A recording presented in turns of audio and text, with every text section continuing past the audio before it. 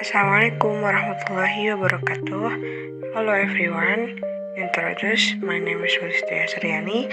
I'm from the Faculty of Agriculture, Department of Agrotechnology, Siliwangi University. Now, I am in Cilatrang Village, Cipago Subdistrict, Ciamis District. Here, I will interview one of the farmers about agriculture. The purpose of making this video is to fulfill an English course assignment. Permisi Pak, perkenalkan saya Sulistya Suryani, mahasiswa Universitas Siliwangi, jurusan Agroteknologi Fakultas Pertanian.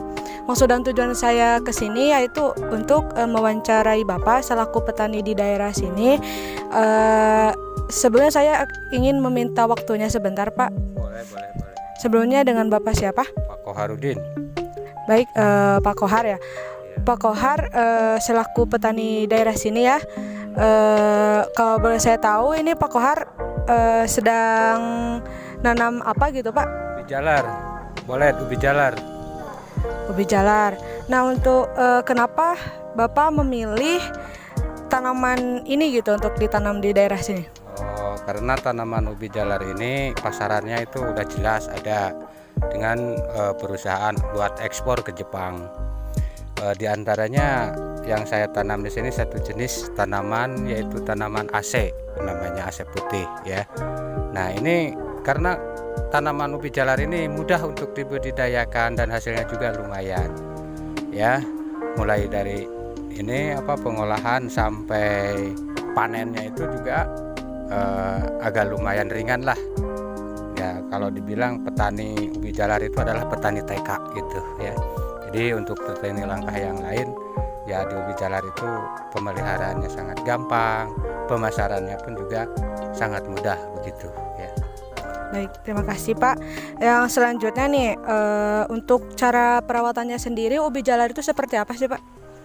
Sebenarnya mudah, tadi udah saya bilang. Pertama siapin lahan bedengan ya seperti ini ya.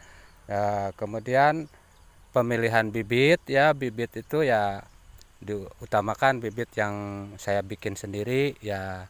Kemudian setelah dipilih di bibit kemudian ditanam. Setelah ditanam itu di lahan bedengan yang telah disiapkan. Kemudian setelah tumbuh 1 bulan paling lama itu baru dikasih pupuk ya.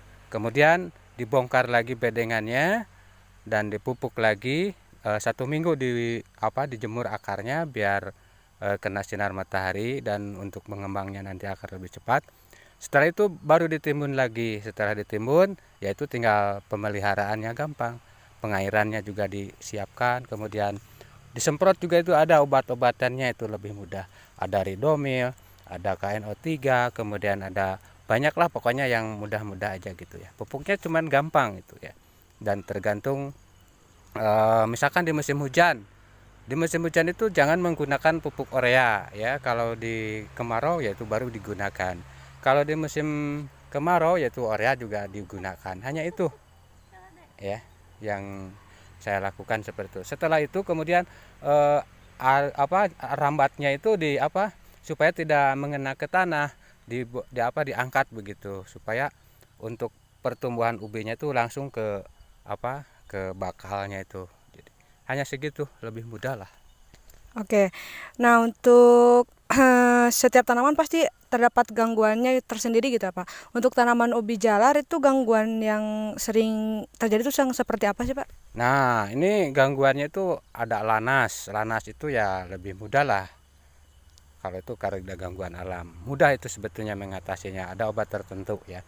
Kemudian tikus. Nah tikus kalau udah besar-besar seperti ini seneng banget itu tikus ya, tapi ya bisa diakalin lah semuanya juga. Nah, lanas itu seperti apa sih Pak? Nah lanas itu kalau misalkan itu bau lah, biasa begitulah, bau menyengat begitu juga nggak enak. Kemudian ada pakai ada kuul, pakai itu ya yang hamaknya itu, jadi bolong-bolong ke tengah itu.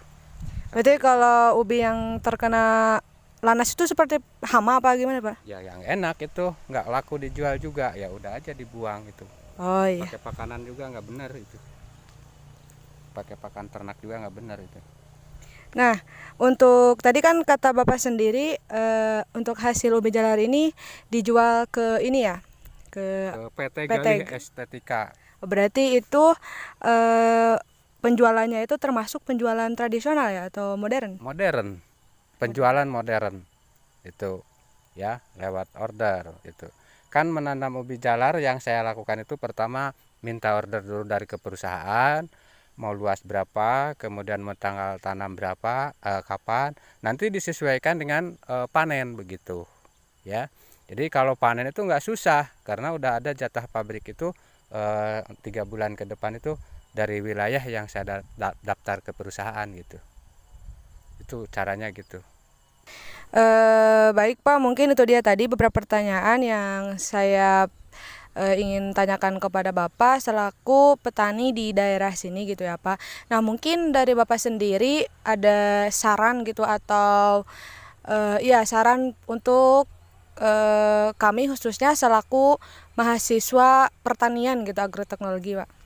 Oh ya, baiklah, saya harap nanti ke depan para petani yang akan ke depannya melanjutkan, yaitu para petani yang bisa dikata petani milenial itu ya harus lebih maju begitu harapan saya ya. Biar tidak ada tanah yang mangkrak-mangkrak begitu, biar jadi produktif bisa menghasilkan. Juga nanti pengolahannya itu jangan manual seperti yang saya lakukan, bisa pakai mekanik begitu. Harapan saya seperti itu. Ya. Silahkan lanjutkan perjuangan, lanjutkan para petani, biar para petani kita itu makmur, sukses untuk semua. Terima kasih.